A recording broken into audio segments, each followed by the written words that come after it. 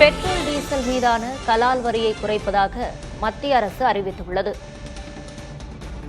லிட்டருக்கு ரூபாய் 13 இருந்த பெட்ரோல் மீதான கலால் வரி ரூபாய் 3 குறைக்கப்பட்டுள்ளது. லிட்டருக்கு 10 ரூபாயாக இருந்த டீசல் மீதான கலால் வரி முற்றிலுமாக குறைக்கப்பட்டுள்ளது. பெட்ரோல் டீசல் மீதான கலால் வரியை குறைப்பதாக மத்திய அரசு அறிவித்துள்ளது.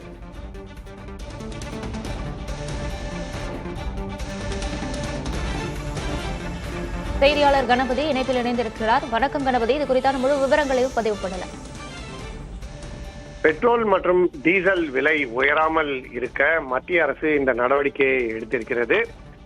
ஈரான் போர் மற்றும் அதன் தாக்கம் காரணமாக சர்வதேச சந்தையிலே கச்சா எண்ணெயின் விலை கிடுகிடுவென உயர்ந்துள்ளது. கிட்டத்தட்ட 50% மேல் உயர்ந்திருக்கிறது.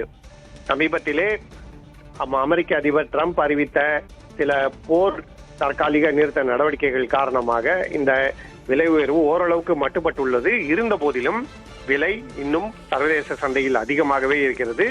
இதனால் இந்திய நுகர்வோர் பாதிக்கப்படக்கூடாது என்பதற்காக தற்போது மத்திய அரசு கலால் வரியை குறைத்திருக்கிறது.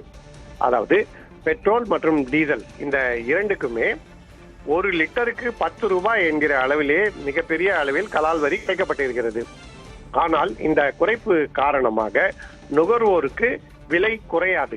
விலை அதிகரிக்காமல் இருப்பதற்காக இந்த நடவடிக்கை எடுக்கப்பட்டிருக்கிறதே தவிர இந்த விலை குறைப்பு என்பது இதனால் இந்த தாக்கமாக இருக்காது.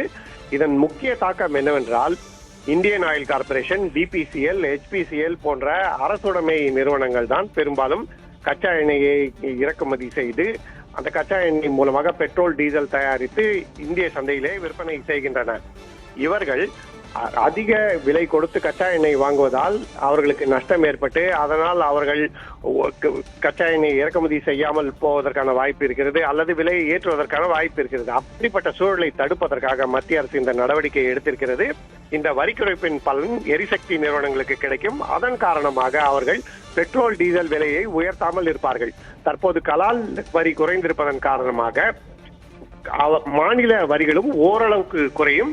ஆகவே சில்லறை விலையிலே லேசான மாற்றங்கள் இருக்கலாம், பெரிய மாற்றங்கள் இருக்காது.